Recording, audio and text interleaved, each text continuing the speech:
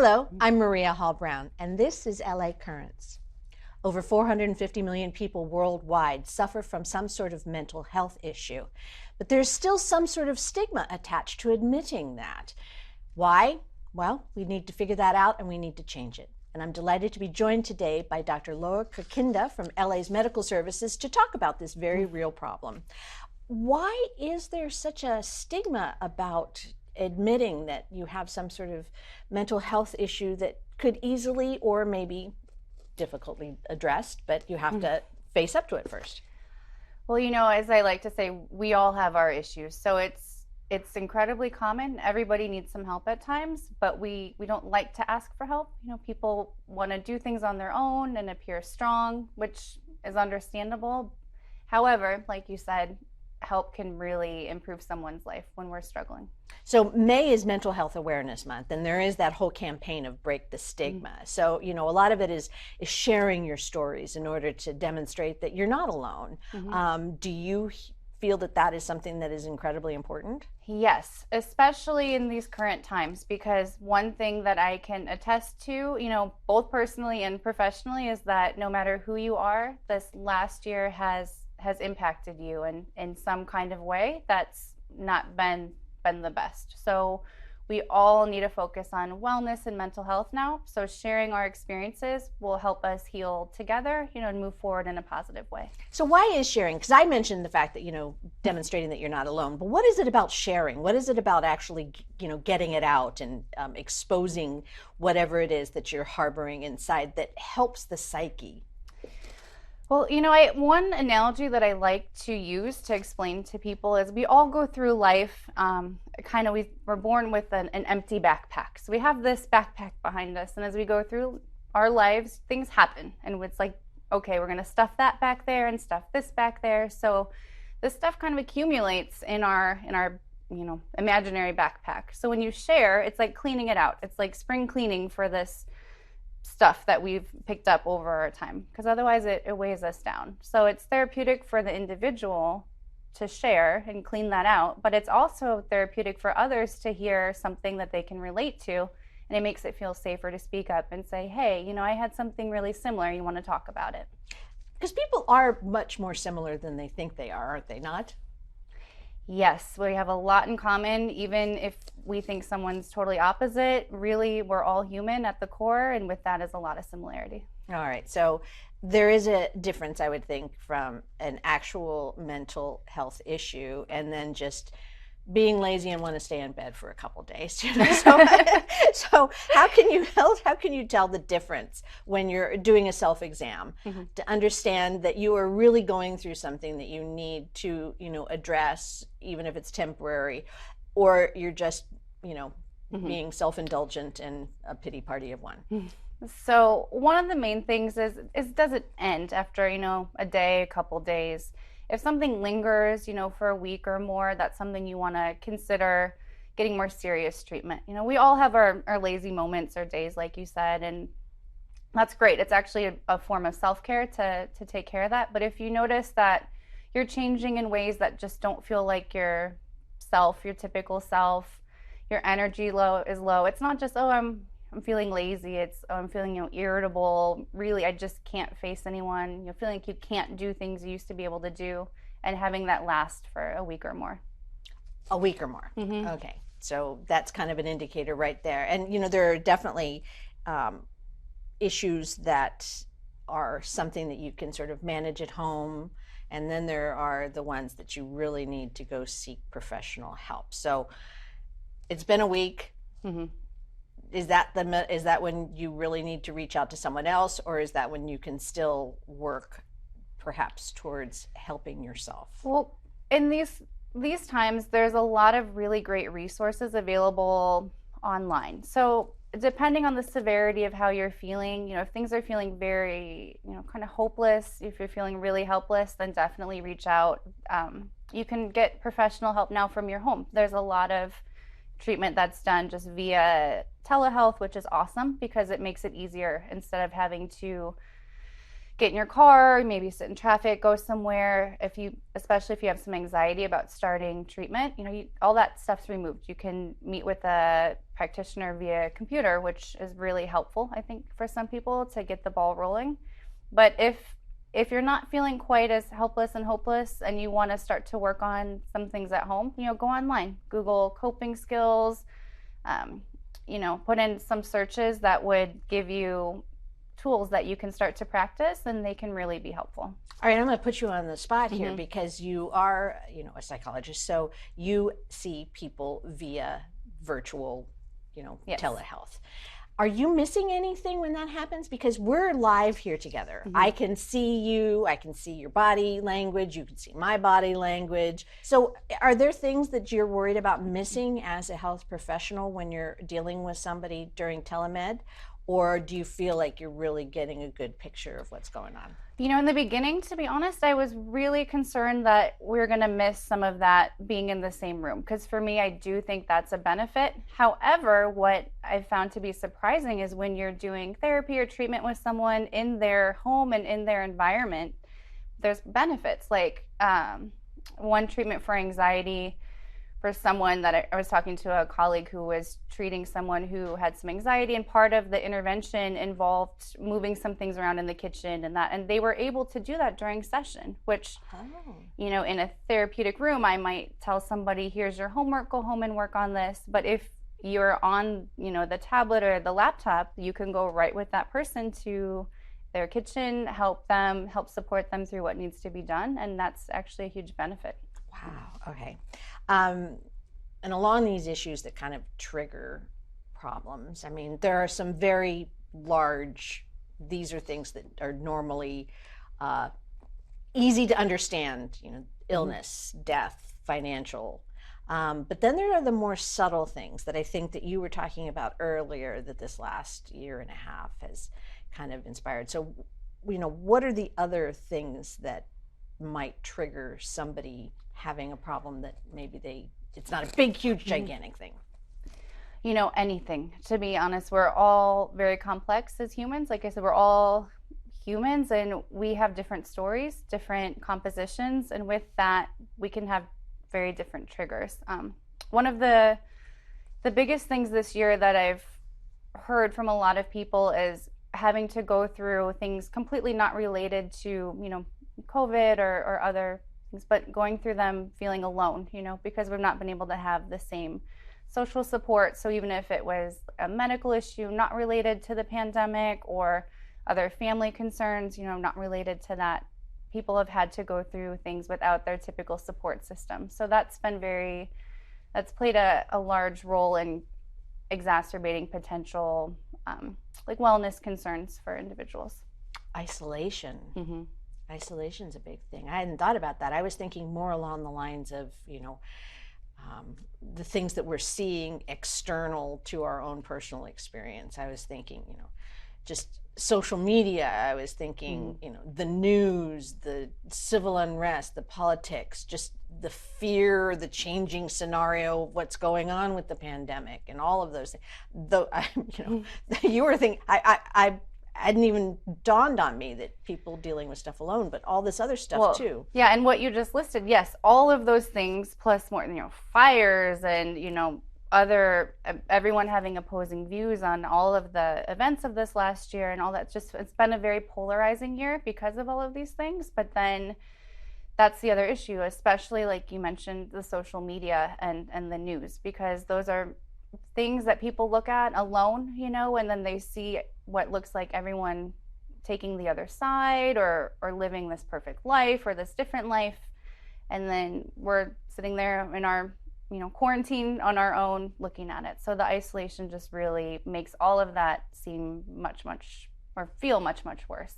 And now we're in an odd transition period.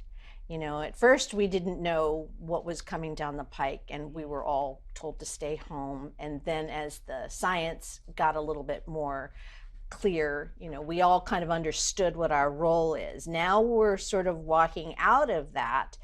And I would imagine that also adds a bit of stress because now we're back into the what is normal, what should we be doing, how should we be doing it, and I don't agree with what you're doing, and I may not agree with someone else is doing. So what is that doing to us?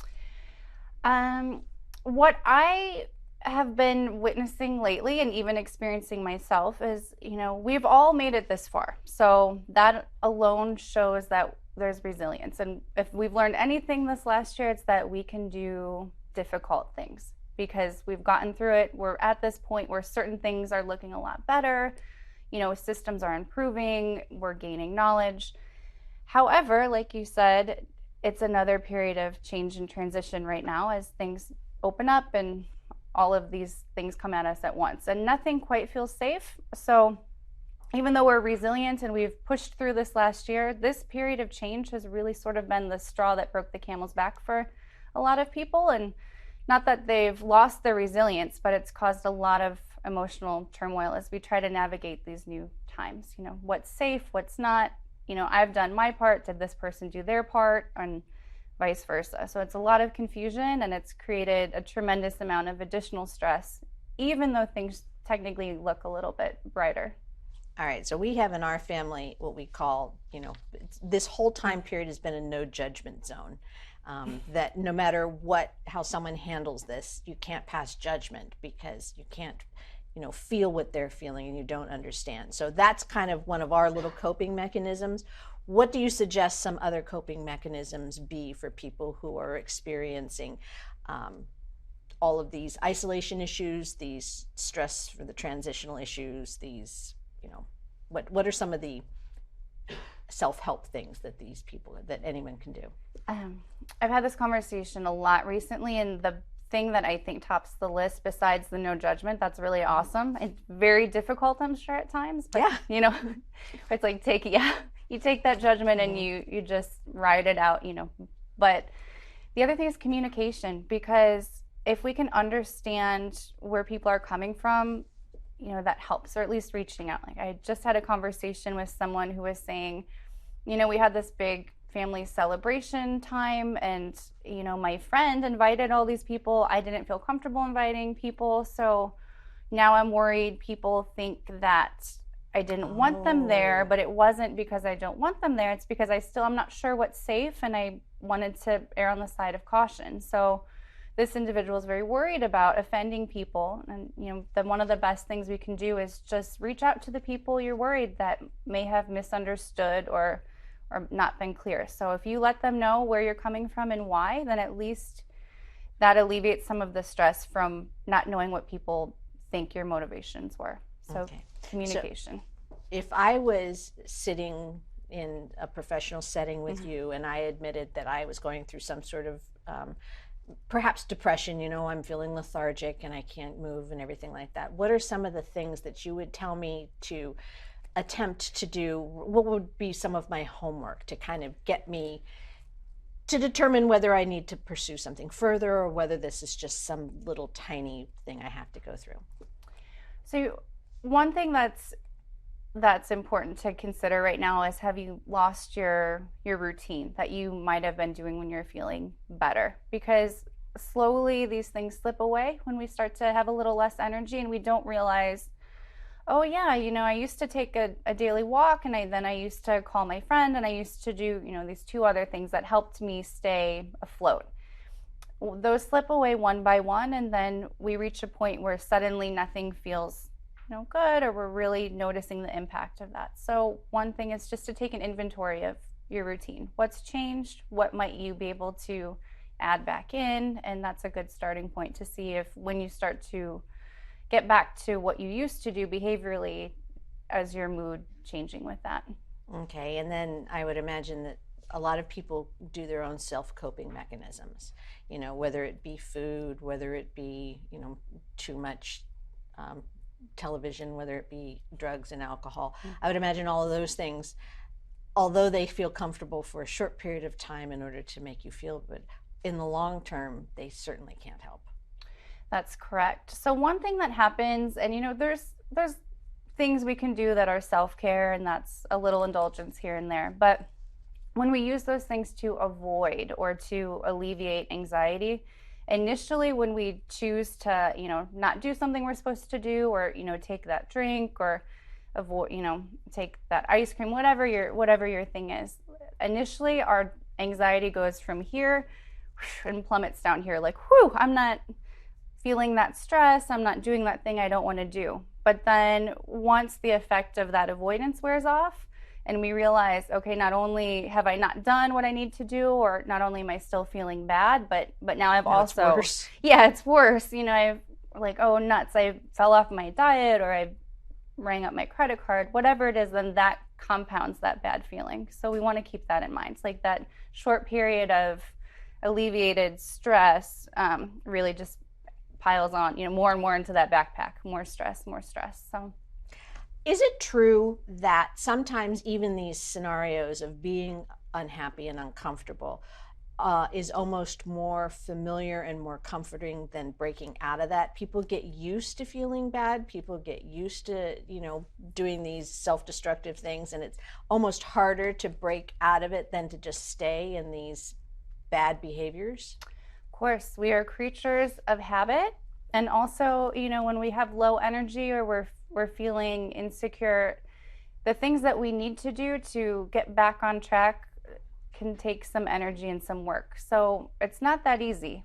One of the ways that I explain this to, clients or patients or anyone is, it's like learning a sport. If you decide you want to be a basketball star, and you have no experience with that, it takes time and energy, and you have to practice.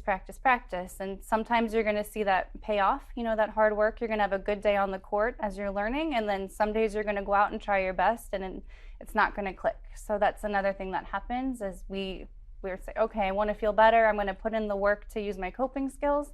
But then, it might not be the best day for some reason. And then sometimes it makes it feel a little bit better or seem easier to give up at that time. But if you want to push on, like in basketball, you got to get back out there. So where is that line again? I know we talked about this a little bit. Where is that line where you can do it yourself and you definitely need to have someone else help you? It's hard to really find that as an individual, but when you really are noticing an impairment in what you need to do, if you're noticing that it's affecting your work life, your personal life, your physical health, when the impact is something that you can't get past on your own, definitely reach out at that time. I hesitate to say this out loud, but professional health is expensive, and sometimes it's not easy to access, and sometimes it's not easy to, be able to take care of it. It's not, it's not like running down and getting an ibuprofen or something. So what are the answers there for people who don't have the financial wherewithal, or maybe don't have an insurance that supports, or maybe, just don't have the tools to find professional help? How can that be addressed? Right now, given the challenges everyone's faced, there are a lot of good low cost or no cost resources, but internet searches can find those. And if someone's struggling to even get that wheel in motion, then reach out to a family member who might be able to, or a friend who might be able to help do some searches, see what's available in your area, and go from there. Because it takes a little bit of work to track down the resources, but they're there. Okay. So in regards to what's happened to all of us worldwide in the last year and a half, there is a very sensitive population who won't be able to have that self-awareness to understand what has happened to them. And you're a mom, you understand this. So what are you looking for in your little guys? Because they've gone through this too. They've gone through a period of unknown. They've seen their authority figures be a little concerned. They haven't had the access to their friends the way they had before. Their life is shifted, and now it's shifting again.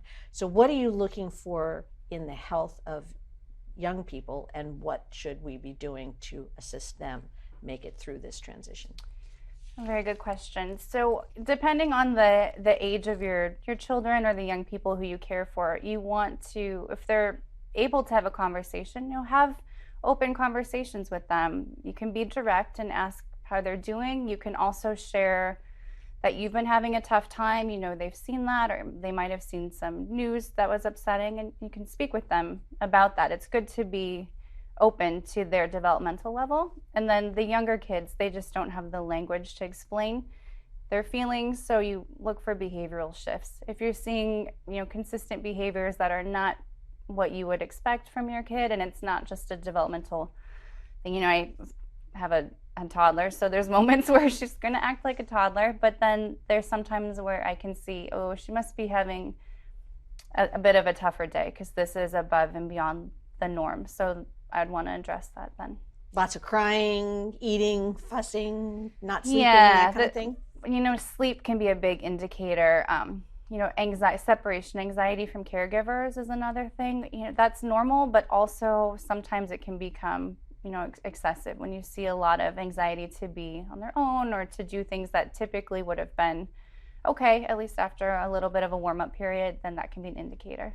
Sleep has been a big part of this whole thing. I mean, how many people have you talked to that are sleeping too much or can't sleep at all or up in the middle of the night? I mean, seriously, feel free to call me at 3:30 in the morning because I'm going to be up for a while. I mean, what has happened with our sleep during this thing? Is that just a natural component of stress? It is. Also, it's just a period of change. A lot of people's schedules changed pretty suddenly. Commutes were different or non-existent, and then people had a little more flexibility in their day, and part of back to, those lazy days or that unhealthy coping where they maybe took some days and did stuff that was really just not a normal behavior for them that throws off the sleep pattern. So I want to get back to sleep hygiene, which is another great thing to Google or look into if you're trying to figure out how to. Yes, sleep hygiene. It's a list of behaviors essentially or things to look out for in your sleep environment that can make sure you're getting healthy sleep, and it's a really good place to start. Okay, so like quiet or not quiet or white noise. I mean, what is sleep hygiene? It's a cool word. Yeah, a cool combination of words. It's like a buzzword, but you want to make sure. One of the things that I think is really pertinent now is instead of doing stressful things in your sleep environment, like don't do your work sitting on your bed, because subconsciously you start to associate your bed in that area with work stress. Or even paying bills on your bed, all that stuff your body and your mind takes in and you don't realize it. So it's keeping a separate sleep area if possible. You want to make sure it's dark, possibly white noise, staying off your phone, tablet, computer, or TV right before bed, because that just the way that light impacts our brain triggers poor sleep and can prevent sleep actually. So I know we all fall asleep scrolling on the news or those things. It's really not conducive to healthy sleep. Is there a feeling across your industry that we're all going to come out of this okay? You said earlier resilience is one of the cornerstones of being human. Are we going to see the mental effects of what we've gone through for a long time or a short time? We're all going to bounce back pretty quickly, or do we think that this is going to actually kind of trickle out for a long time? I think there's going to be some periods of heightened, anxiety, depression, other mental health concerns as when these sudden periods of change happen again. Even like reopenings, that type of thing, it's triggering. But once stuff calms down, then there's going to be a pretty steady trickle of people returning to feeling their baseline. It's going to take some time, and it depends on what everyone's been through, because what we've seen is this has impacted everyone, but it's a whole spectrum of how, why, what, and so that's going to play itself out over some time. Because at the very least, it's been actually exhausting. Mm-hmm. It's exhausting, and the pummeling of what we've heard, the pummeling of what we've seen, the pummeling of what we've experienced, or the pummeling of what we're aware that other people have experienced. I mean, it's just truly been exhausting. So, just how long are we going to take before we feel energetic again? It depends, it's like I said, it's going to depend on how much you've been pummeled this last year, because that's ranged, but also, if you're using your skills, if you're paying attention to your health, if you stayed on top of your physical health, because unfortunately that's been another impact of this last year. People have put off physical health appointments for a variety of reasons. First, we were advised to, and then, because of lots of other reasons. So if you've got all that stuff in check and your support system's there, then you'll probably be able to improve a bit faster. you're talking physical doctor's appointments, and I'm thinking, physical size and our habits and our changing, talking about the comforting. So how much is physical activity important for mental health? Incredibly so. And that's, even between physical activity and doctor's appointments, things, I don't know that we can even separate that because they're both so important for mental health. Your body, your mind, your emotions, they're all interconnected. And if you improve one, then everything gets better. If you let one lag or fall behind, then everything kind of falls behind with that. So that's why it's an important way to look at our wellness, as a word that I like to use, because that includes our mental state, our emotional state, our physical state. All right, so we've talked a little bit about taking care of ourselves, and we've talked, about signs that we're looking for in others when they're little. What about just people in our peripheral world, perhaps not somebody super close, perhaps a neighbor, perhaps a colleague, now that we might be going back into the workplace? What should we be looking for in others, and where's the line between, crossing into someone's personal space and actually giving them some advice or some help that would make a huge difference? One thing is be mindful of how people appear. If someone just went through something, or if they're acting differently than you know them to be, you can reach out and say, hey, I'm here if you need anything, or how are you doing? And then see how they respond. If they really welcome that invitation to talk or seem to want more, then of course engage. If they say, okay, thank you, and leave it at that, then maybe give them some space, because we all cope differently. We all want different support, and sometimes it's just a matter of time. They might be going through something and need a little time and space before they feel able to share or comfortable. All right, and then we started the whole idea of the fact that there was a stigma about mental health issues, but it seems as if that might be shifting too. Have you noticed in your industry and in the whole mental health realm that people are more aware and more willing to go down this route? Are we removing the stigma? Can we compare from like 5-10 years ago and see that we're actually getting better as a society in acknowledging and reaching out? I think so. I think slowly but surely we've all seen the impact of sort of, unacknowledged or untreated lack of mental wellness. And with that, people recognize, oh, maybe if I had done something a little bit sooner to reach out, or even individually, oh, maybe if I had acknowledged this a year ago, I think I'd be in a better place now. So with that, we're getting a little more accepting of why it's important to address this stuff, and realizing that it's something that can make us all better. Because a lot of the mental health issues also lead to some pretty traumatic scenarios.